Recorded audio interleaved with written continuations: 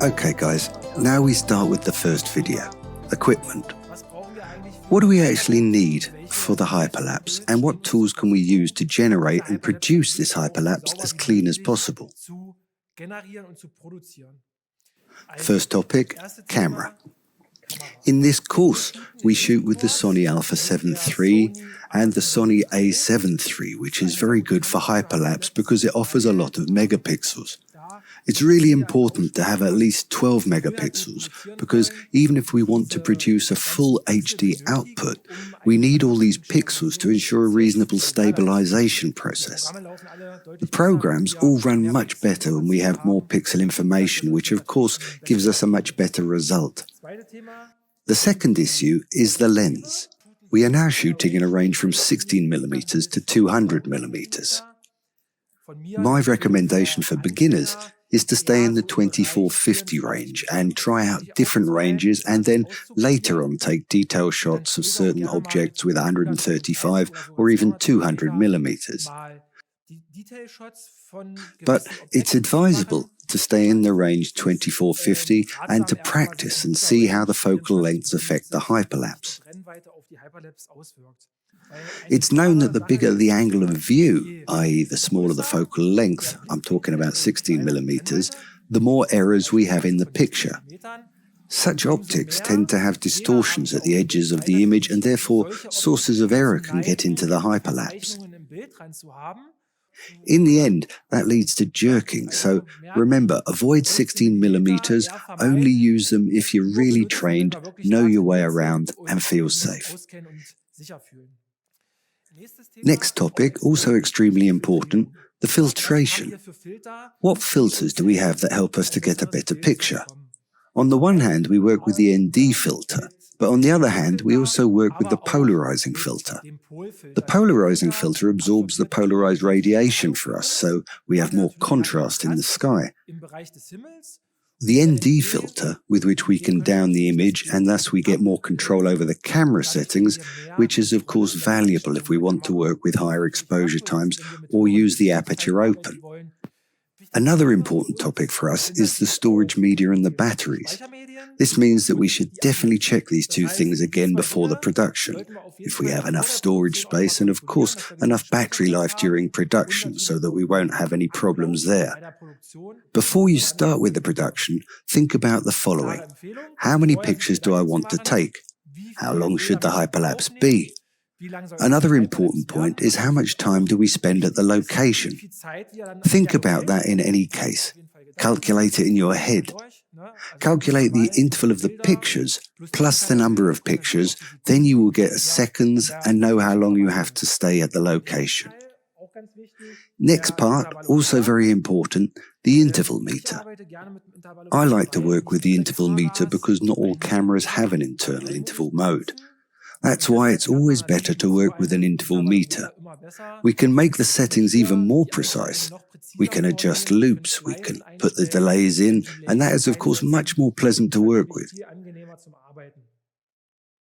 It's also important that we definitely work with an interval mode and don't trigger it manually, because this can of course cause problems with the time display.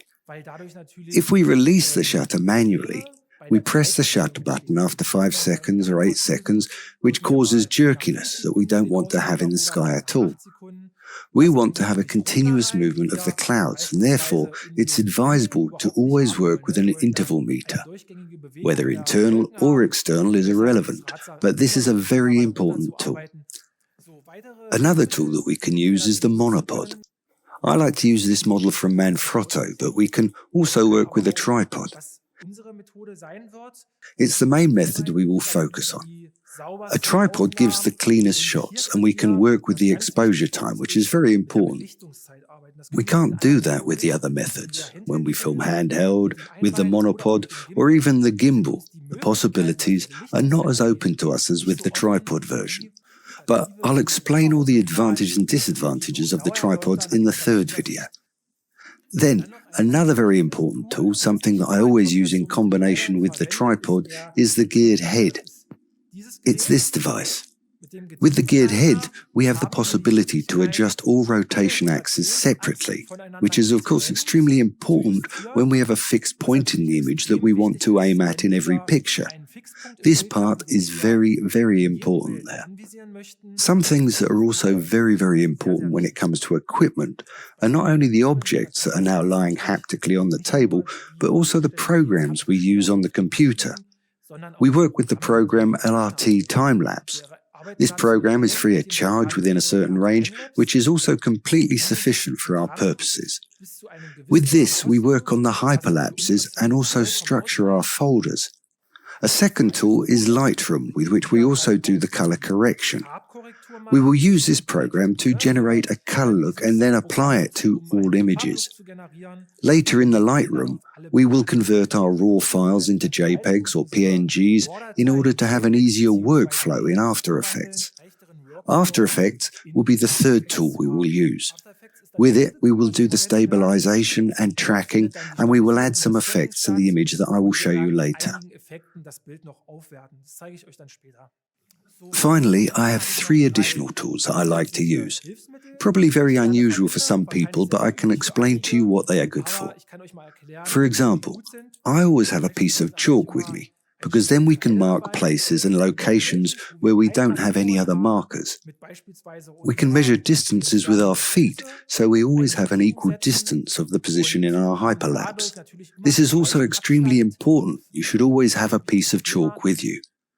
A second tool which I like to use and which I would recommend to everybody is the spirit level. It looks like this and is available in different versions. This one here has 2 vials. There are also 3 vials for all 3 axes of rotation. That would be sufficient for what we're planning. This level is extremely important because we have a gyrometer in the camera, but this gyrometer is not as precise as this spirit level. The gyrometer in the camera works with electronic sensors, and they simply do not give such an accurate picture of the horizontal alignment of the camera as this does. Therefore, it's very, very important to get the roll axis under control later on, which is a very difficult issue with Hyperlapse.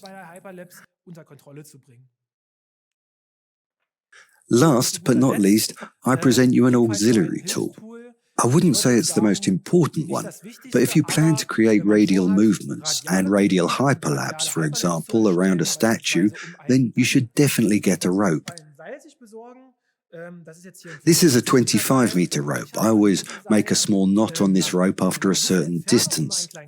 It's always the same, so now we have a tool where we can measure the distance and always guarantee the same distance in our hyperlapse. You can also, as already mentioned, use the rope to draw very nice radii or circles around objects to have always the same distance from the object. This is also an important tool when we make radial hyperlapse or hyperlapse around objects. That was it with our equipment. I hope you now have a good overview of the things we need and the things that are necessary to generate a good hyperlapse. You can find the whole equipment and of course the tools like the spirit level or the geared head on the page. See you in the second video with the settings.